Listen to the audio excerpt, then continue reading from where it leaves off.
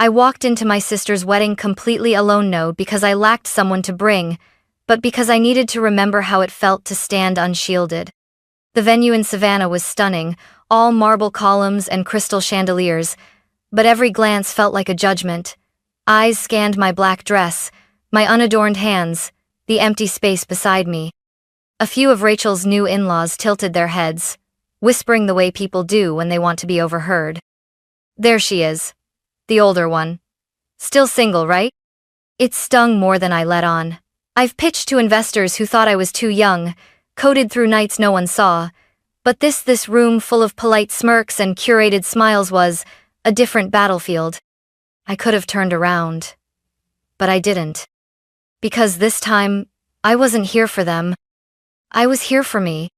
Growing up in the Morgan household was like living on a stage I never auditioned for. From the moment she could speak in full sentences, Rachel was the one they chose to spotlight. Blonde, dimpled, always smiling on cue, had that effortless charm adults eat up like candy. At church picnics, relatives fawned over her braids while I stood nearby, holding a book, always the quiet one with too many questions and not enough softness. When I was 10, I dismantled our microwave just to see if I could make it reheat more evenly. I did. Mom grounded me anyway, furious that I had ruined a working appliance. Meanwhile, Rachel got a standing ovation at the school talent show for lip-syncing to a country pop song in glittery cowgirl boots. I clapped too, of course. That's what ghosts do observe. We applaud, but we don't take up space. My world was circuits, patterns, and possibilities. I read about machine learning before most kids knew how to spell algorithm. By 14, I had coded a self-timer oven so our dinners wouldn't burn when Mom forgot them. I even made her a manual. She never used it. She said it made her feel stupid. Our parents didn't discourage me, they just didn't know what to do with me.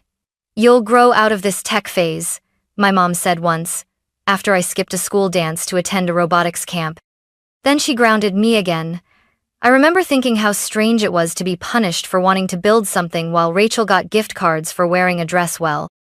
By high school, the gap between us was no longer subtle.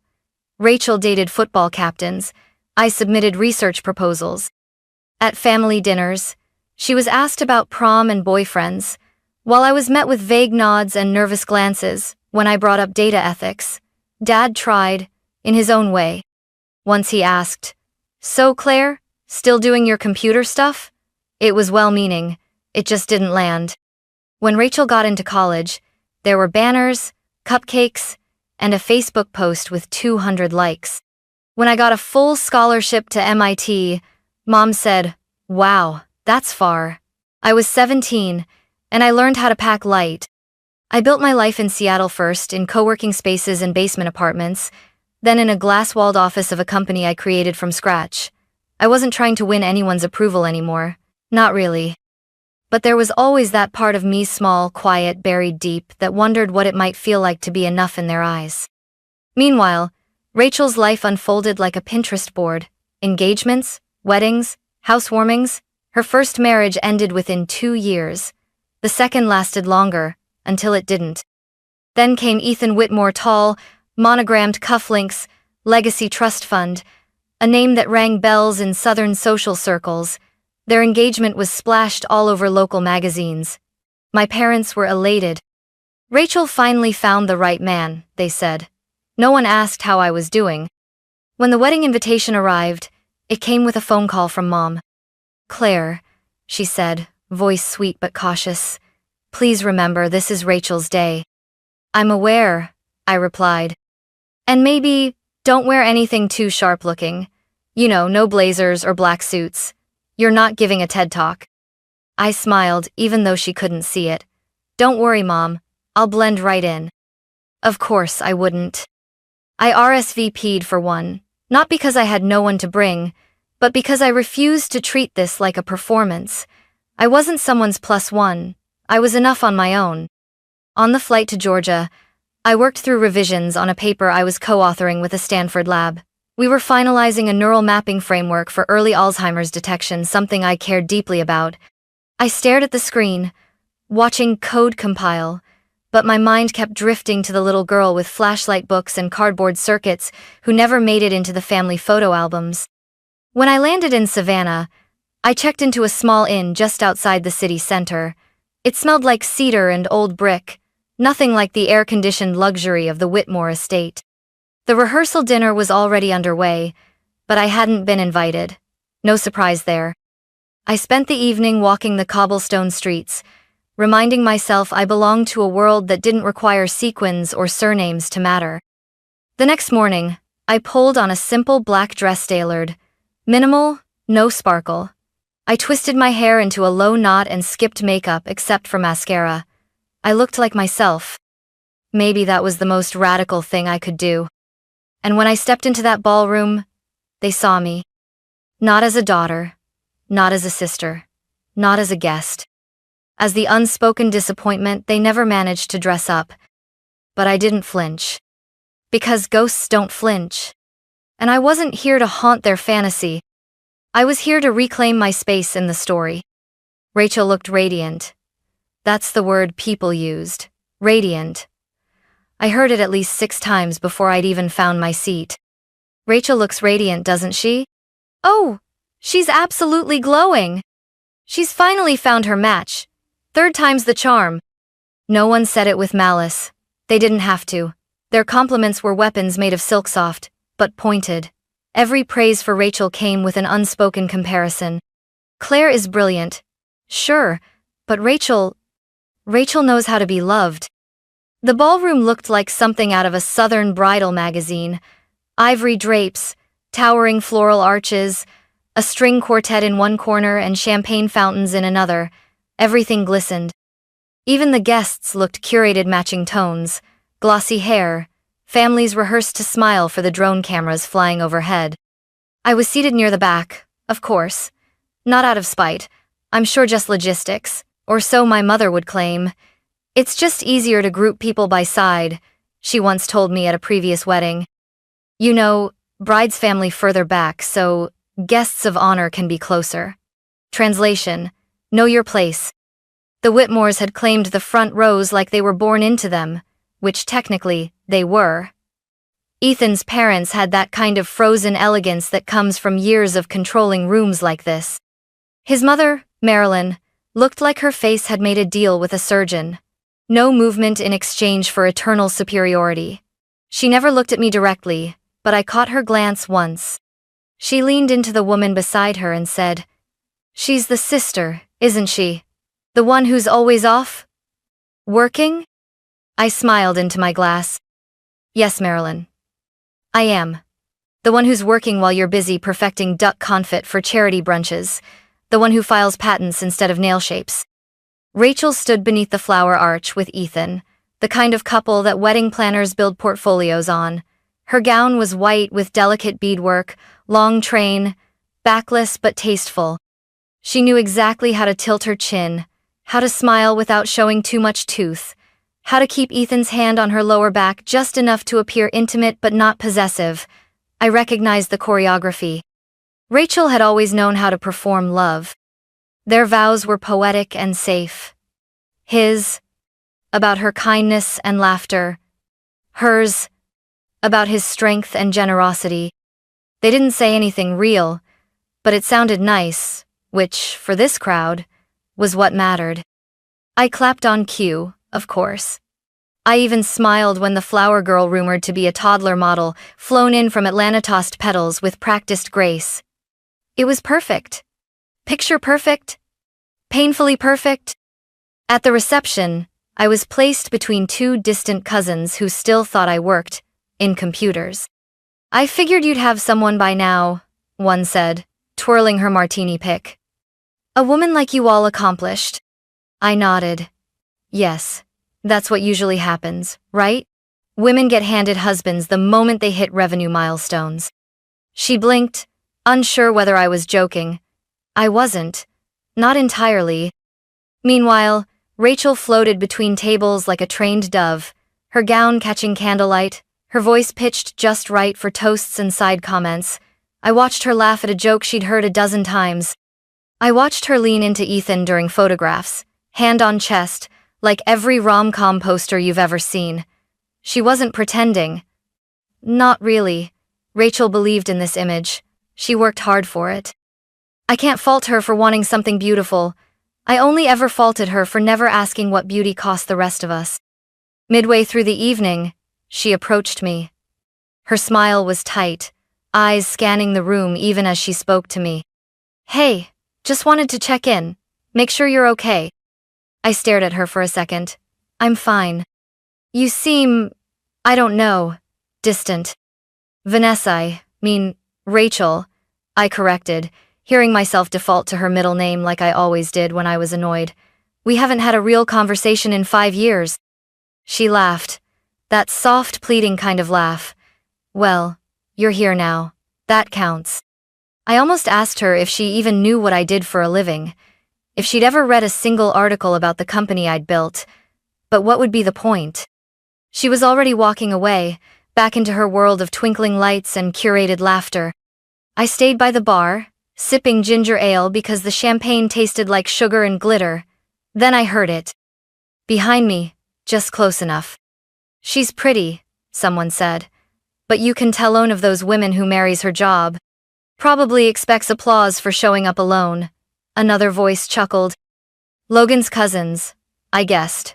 I didn't turn. Not right away. For a moment, I considered leaving. I knew exactly where I'd parked. My coat was draped over the back of my chair. No one would notice if I vanished before the first dance. But something held me. A pause in the music. A chair scraping back slow, deliberate. I turned. Douglas Whitmore was standing. No fanfare, no clinking of glasses, just a tall man in a navy suit, silver hair swept back, eyes sharp and unreadable. He moved past his family, past the couple of the night, past Marilyn. And he bowed. A full, clean, formal bow right there in the center of that glittering ballroom. And just like that, the perfect wedding cracked. Gasps moved through the room like a shiversoft at first, then more audible. A fork dropped somewhere near the cake table. The violinist trailed off mid-note. All eyes turned, not toward the bride or groom, but toward the man bowing in the middle of the ballroom. Douglas Whitmore didn't just nod. He bowed fully, deliberately, like he'd done it before in more formal settings, but never for someone like me. His silver hair gleamed under the chandelier, his spine straight despite his age, and the gravity of his presence held the entire room hostage. I didn't move. I couldn't. Somewhere near the front, Marilyn looked like someone had knocked the air out of her. Rachel was frozen, hand still hovering near a flute of champagne. Ethan blinked, confused, trying to smile like this was all part of some pre-arranged toast. But it wasn't. Douglas straightened, then walked toward me with the calm assurance of someone used to reshaping rooms with nothing but intention. His suit wasn't flashy, just impeccably tailored. No gold cufflinks, no loud watch, no nonsense. He stopped in front of me, his voice low, steady, but clear enough for everyone nearby to hear. Miss Morgan, he said. It's a privilege to finally meet you. I blinked. A dozen people shifted in their chairs. Some leaned forward. Your keynote at the Monterey Tech Summit, he continued, changed how our firm handles real-time AI deployment across 3 major subsidiaries. I owe you a thank you. Something inside me unclenched. He didn't say it like a performance. He said it like a correction. I offered the faintest smile, the kind that hides more than it reveals. Thank you, Mr. Whitmore. That's mutual. He didn't return to his seat. Instead, he turned to the nearest waiter and said calmly, "A club soda, please." Then back to me. "Would you mind walking with me for a moment?" I nodded. The whispers started before we reached the edge of the room. People reweighing me, recalibrating. The woman who had arrived alone? Suddenly, she wasn't an afterthought. She was someone Douglas Whitmore not only recognized but publicly respected. We stepped onto the venue's stone terrace. The air outside was cooler, cleaner. String lights flickered along the perimeter. The murmur of music continued behind us, muffled by the thick glass doors. I wasn't trying to make a scene, Douglas said. I know, I replied. You were trying to make a point. He smiled faintly. Some illusions deserve to be broken. I studied his posture, his expression. He didn't carry the same thin politeness the others wore, like perfume. He was sharp, alert. His silence felt deliberate, not dismissive. I meant what I said in there, he added. I recognized you the moment you walked in. Your firm's integration model for decentralized diagnostics changed our entire tech transition playbook. That wasn't public information, I said carefully. It wasn't, he agreed. But I make it my business to know who's actually changing the landscape behind the scenes.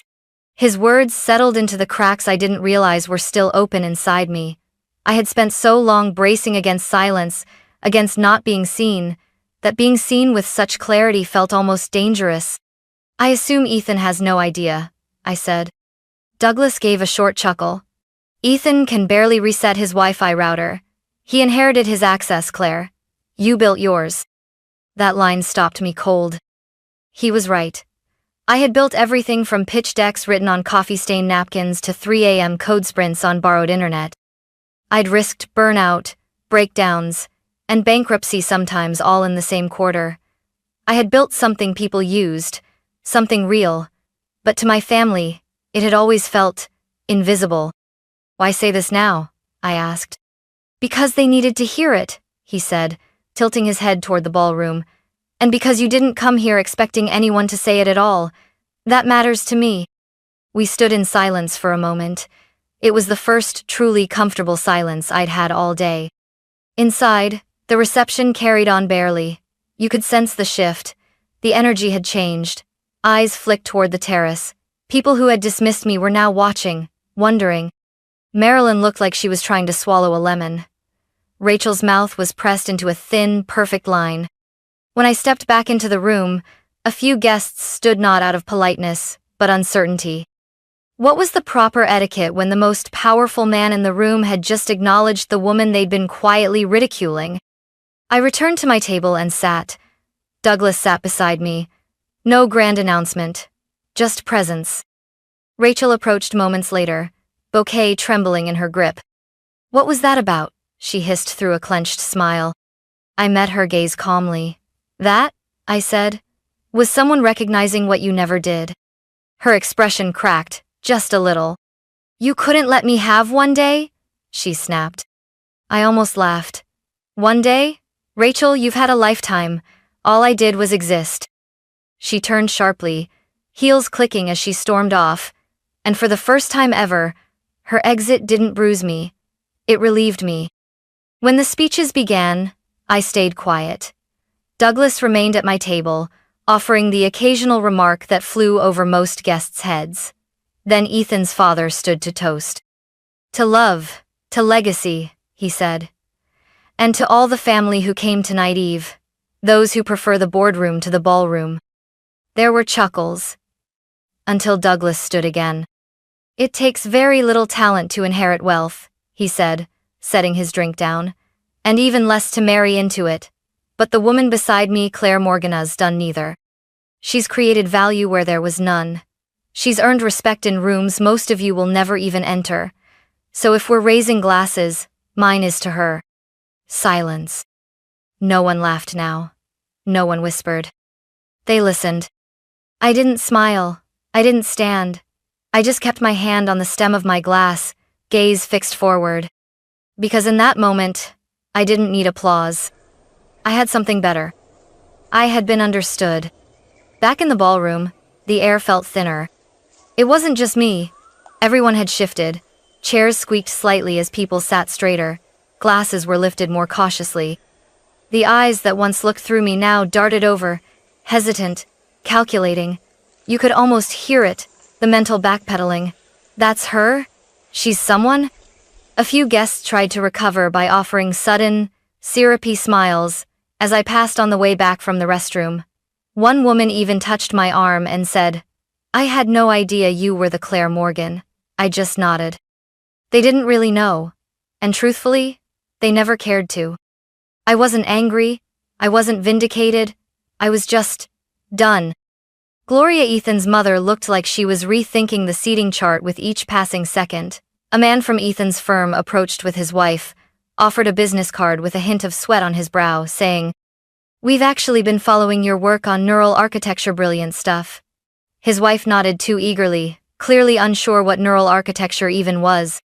"Thanks," I said, slipping the card into my clutch without looking at it. "We're not taking on partnerships right now." He blinked, then nodded, then left. Rachel sat still for most of the reception after that. She smiled for photos, laughed at jokes, but her movements were stiff, too rehearsed.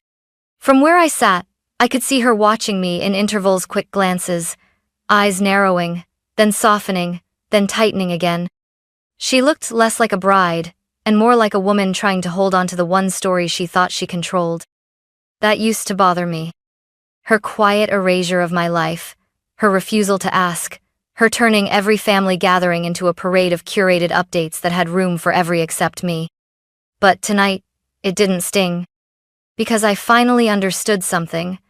Recognition is only priceless if you've spent your life needing it. And I didn't. Not anymore. I had built my company with no press, no family bragging rights. My parents never posted my graduation photo. My mother had never asked for a tour of my office. My father once asked if AI was like that robot from that Will Smith movie. For years I wanted them to care. I wanted my mother to beam about me the way she did about Rachel's new car or kitchen backsplash. But somewhere between my first failed startup and my third sleepless product launch, I stopped needing it. And now that it was finally being offered publicly, visibly it felt like an afterthought.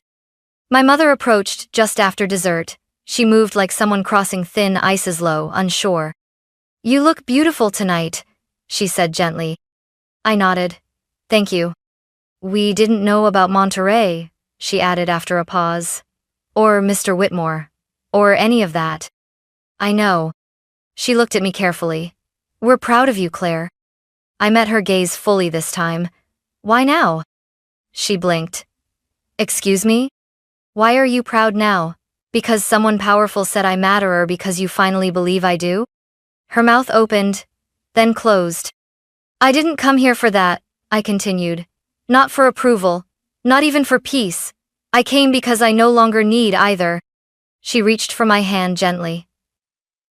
I let her hold it for a second. Then I let go. Across the room, Rachel watched it all from her seat. Our eyes met for a moment, just a moment, and in that brief exchange, I saw something I hadn't seen in her in years. Doubt. Not about me. About herself. Because for the first time, she realized she hadn't won anything. She had just performed better in a play I was never interested in auditioning for. A few minutes later, she caught up to me near the exit. "I didn't know he knew you," she said quietly. "Uncle Douglas." "You never asked," I replied. "That's not fair." "No," I said. "It's just true." She looked away. "You always made me feel like I wasn't enough." And there it was. The twist. I tilted my head. "Funny. You and Mom always made me feel like I was too much." We both stood there, holding the shattered remains of roles we had tried too hard to play. It wasn't reconciliation, but it was real. I left soon after, no big goodbye, no dramatic exit, just slipped out into the cool Georgia night, keys in hand, heels clicking softly across the stone steps. And not a single person laughed. I didn't go back inside. Let them dance.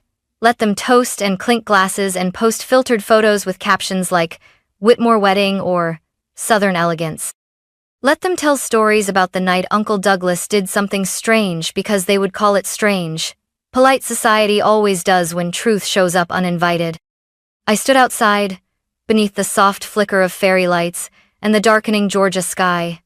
The air smelled like hydrangeas and cigar smoke. For once, I didn't feel like the outsider. I felt like the one who had left the stage before the show turned tacky.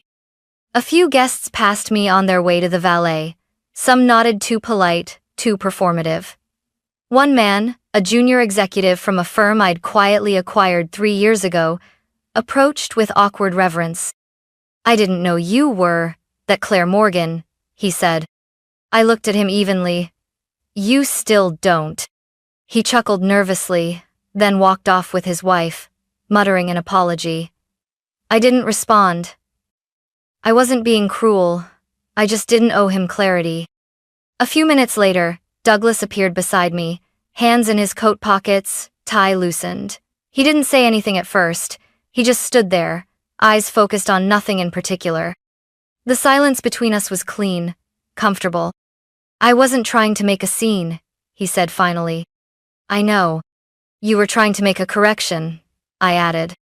He smiled. Exactly. We stood like that for a while, people who had played entirely different games most of our lives, and somehow ended up in the same quiet truth. I wondered how many rooms Douglas had once been erased from. How many times he'd chosen to see through performance instead of clapping for it. I have an offer, he said after a moment. Not a favor, not charity, a real offer. I looked at him. I'm launching a new initiative. Data infrastructure for public health systems, starting with regional hospitals in underfunded districts. We need vision, clarity, someone who knows how to build from nothing. He paused, then added, we need someone who doesn't care if her name is in gold letters on the wall. He turned to me. I want your insight, your leadership, your name on the founding charter. The words didn't jolt me. They landed like something inevitable, like water finally meeting its level. I didn't answer right away. Not because I needed to play coy. Not because I was overwhelmed. But because for the first time in a long time, I realized I had a choice. A real one. Not born from resentment or thirst for validation, but from clarity. From self-respect. I'll need time, I said. Take it, he replied. He didn't press further. No urgency. Just trust. The rare kind. He walked away with a simple nod. No fanfare, no handshake, just mutual understanding sealed in quiet. I drove back to my inn with the windows cracked. The wind was cold against my face, but I welcomed it. I didn't play music. I didn't need to drown out the noise, because for the first time, the noise was gone. I wasn't thinking about the applause I didn't get as a child, or the empty chairs at my product launches. I wasn't thinking about the dinners where no one asked about my work, or the holidays when Rachel's newest milestone always swallowed the room. I was thinking about the freedom that comes from not needing to be applauded. I used to wonder what it would feel like to be acknowledged, seen, celebrated by my family. I dreamed of hearing my name in a proud tone from my mother's mouth. Of my father saying, "That's my daughter," with something other than surprise. But now I knew the truth. Their approval was never the prize. What mattered was that I had built a life that didn't require their permission to matter. I had failed, succeeded, been lonely, been powerful, and all of it counted, even when no one clapped. That night, I sat on the edge of my bed and opened my laptop. Emails blinked, investor inquiries, partnership requests, a news article about the Whitmore wedding already going viral. I closed them all. Instead, I opened a blank document and began writing something new. Not a pitch deck, not a press release, but a blueprint for something that mattered. Not for them, not for the applause, but for me. I used to think strength meant not needing anyone. Late nights in rented office spaces, ramen noodles balanced beside my keyboard, code running through my brain even in my sleep. That was the grind they romanticize in startup culture. Except, no one wrote blog posts about what it feels like when your prototype fails the night before a pitch round. Or when your co-founder quits, and you can't make payroll and your landlord starts calling your cell. There were nights I stared at my reflection in a dark window, wondering if I was building something or just too stubborn to stop. Those years didn't make it into family conversations. While Rachel posted engagement photos or links to her latest interior design mood boards, I was teaching myself how to write machine learning models with open source libraries and a YouTube education. I had no mentor, no funding, just a whiteboard in a borrowed basement office, and the quiet knowledge that no one was coming to rescue me. When people saw me today poised, successful, keynote speaker, Claire Morgan, they didn't see the version of me that once called 12 investors in one day and was turned down by all of them. They didn't see the version that spent her birthday debugging a server failure while eating cold Thai food alone in a co-working lounge that locked at midnight. They didn't see the one who cried in the stairwell because her launch failed after 18 months of work. And my family? They never asked. Never once. Not when I moved out at 19 and skipped Thanksgiving to stay in Boston for finals. Not when I launched my first product.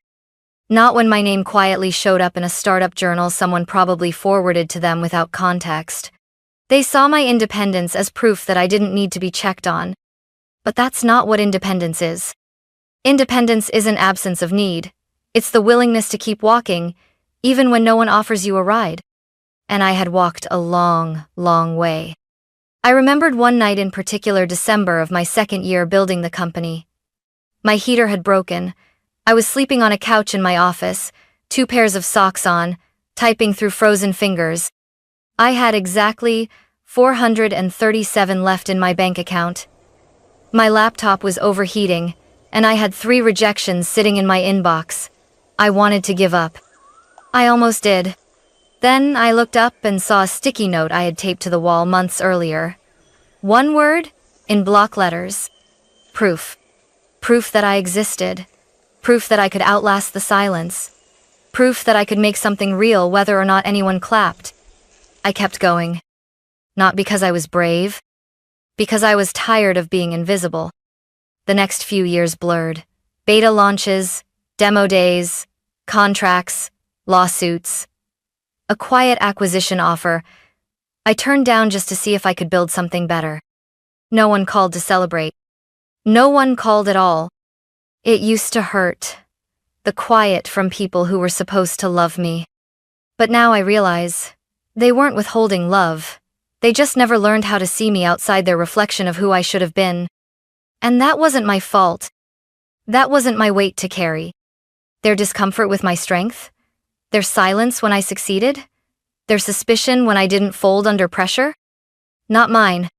All that weight I dragged behind me for years, the hope they'd someday say, "We're proud of you," the ache of not being seen at the dinner table, the fantasy of being someone they'd brag about instead of explain away. I set it down. Because none of them carried it. I did. And still, somehow, I didn't break. So now, when someone like Douglas Whitmore says my name with clarity and respect, it's not validation. It's acknowledgement. It's recognition of a truth that always existed, even when no one else wanted to see it. And the truth is, I didn't get here because someone opened the door. I built the damn door myself. I made the hinges. I carved the key. And I walked through. Alone, but never empty. I didn't expect her to come after me. The party was still going strong behind those tall glass doors. Slaughter, music, the clinking of expensive stemware. But then I heard it, the careful, almost tentative click of heels on stone. My mother. She didn't call out my name. Just walked slowly toward me like someone approaching a wild animal they weren't sure would let them close. "Claire," she said softly. I turned, not out of anger, just curiosity. She looked smaller in the moonlight, older, as if all the years she spent sculpting control into every gathering, every photo, every family moment had finally cracked a little. "You look beautiful tonight," she said. I nodded. "Thank you." A pause. "We didn't know," she added. "About Monterey, about Mr. Whitmore, about all that work you've been doing." I waited. She fidgeted with the hem of her sleeve.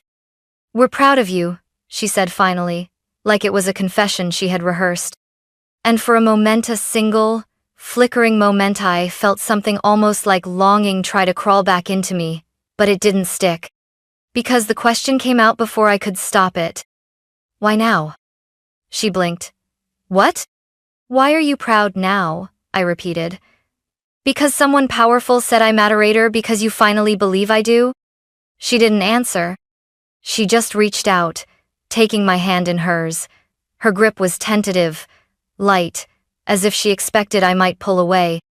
I didn't nod immediately. But I also didn't squeeze back. I let her hold it for a second. Then I let go.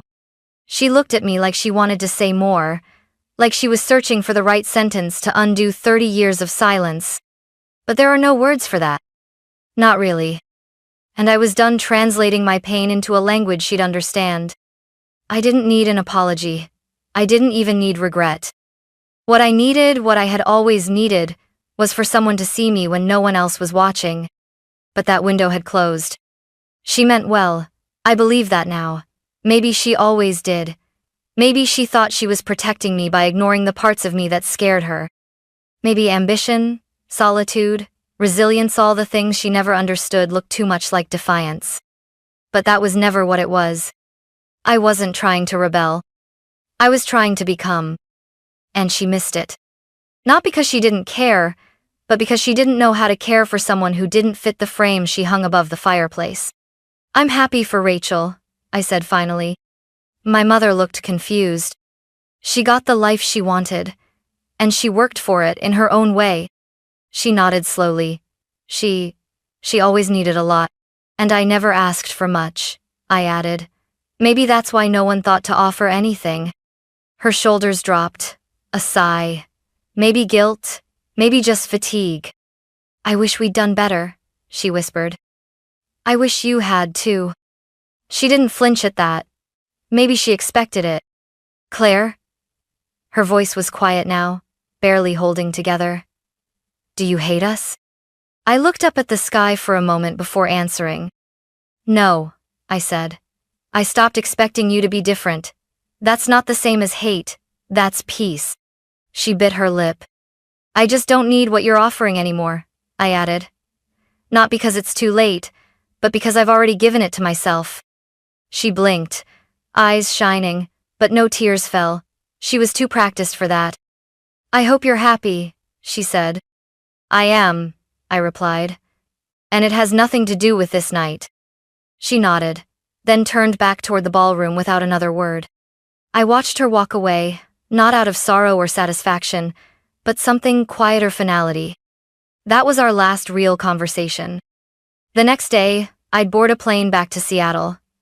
A new term sheet would be waiting in my inbox, my team would be prepping for a product launch, and Douglas would send the first draft of our charter, inviting me to reshape something that actually mattered. The world would keep turning. But I wouldn't carry that hunger anymore, the aching need for someone to finally say, "I see you," because I already had. And I'd never let myself become invisible again. Not for love. Not for approval. Not even for family. I didn't say goodbye. Not to Rachel, not to Ethan, not to any of the people who had finally started looking at me like I was someone worth knowing. That's the thing about recognition, it feels hollow when it comes from people who once looked past you, not because you changed, but because someone told them you mattered. So I slipped away quietly, as the music swelled into another round of choreographed joy.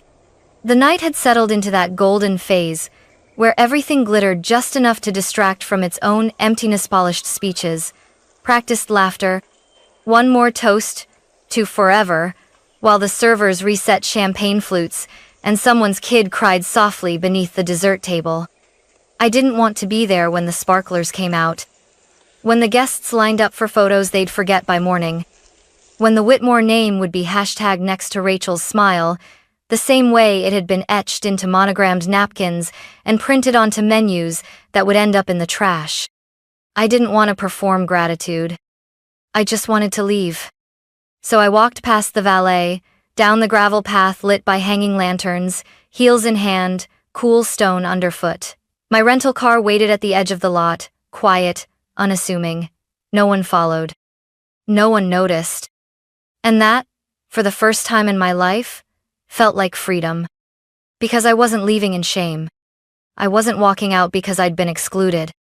I was walking out because I finally realized I didn't belong in a story that needed me small to make others feel big. So I wrote myself out. No confrontation. No dramatic closure. Just the silent grace of a woman reclaiming her own time. I drove through the sleepy streets of Savannah, the windows cracked, letting the southern air wrap around me like silk. I passed magnolia trees and brick sidewalks, candlelit porches and laughter spilling from backyard patios. And I thought about how long I'd stayed in places that made me feel like a footnote. How often I had shrunk myself to fit the frame someone else had designed. All those years of trying not to make things uncomfortable, trying not to shine too brightly in rooms that only welcomed softness, trying not to be too much. And yet, still never being enough. But not anymore. Not after tonight. I didn't feel triumphant. This wasn't a victory lap. It was something quieter, deeper. Like breathing after holding it too long. There was no one in the passenger seat. No one waiting at home with flowers or congratulations. But I didn't feel alone. I felt whole. Because for the first time in decades, I wasn't waiting for someone to walk beside me just to prove I was worth the journey. I was already moving. Already building. Already becoming. No applause. Just motion. And maybe that's what healing really is, not the moment they finally say your name out loud, but the moment you realize you don't need them to anymore. Seattle welcomed me back with soft rain and overcast skies home. In its own melancholic, comforting way, the city didn't ask questions. It didn't blink when I walked through my apartment door, still wearing the same black dress I'd worn to the wedding. It simply existed, like it always had, letting me slip back into my life like I'd never left. I made tea. Not because I needed it, but because I needed a ritual. As the kettle warmed, I scrolled past a dozen new emails. Messages from people who had been at the wedding, strangers now suddenly so inspired by your work. Others offering potential synergies and possible collaborations. A few press inquiries from tech media, wondering what it was. Like to be publicly endorsed by Douglas Whitmore. I deleted them all. That night had never been about them. I didn't want to ride a wave of belated recognition. I wanted to build something from stillness, from no reaction. Douglas's charter proposal was waiting in my inbox, just as he said it would be. A clean document, no strings, just vision and infrastructure and my name at the top, where it belonged. I didn't respond right away. Instead, I opened a fresh notebook, one I'd bought months ago but hadn't dared touch because part of me still believed I needed to arrive somewhere first. That night proved I already had. At the top of the first page, I wrote, "Build without apology." It wasn't a mission statement. It was a promise. 1 week later, I walked into my office, glass windows, concrete floors, the quiet hum of servers behind the wall. My team was already there, heads bent over screens, coffee in hand, earbuds in. They looked up when I walked in, not with fanfare, but with familiarity. A few smiled. One of them said, "Welcome back, boss." Boss. Not sister of the bride. Not the one who came alone. Just boss. I moved through the room, nodding at progress reports and prototypes and models still in testing. My lead engineer flagged me down. "That nonprofit hospital project you mentioned last month? We did a rough analysis. It's viable." I smiled. "Good. We're going to make it more than viable." And I meant it. Because for once, I wasn't building to prove anyone wrong. I was building because I finally understood what it meant to be right with myself. I still hadn't called my mother. There was nothing left to say. Rachel sent a text once. No apology, just, "I hope we can talk soon, maybe get coffee when you're back in town." I read it twice, then set my phone down. Some bridges don't need burning.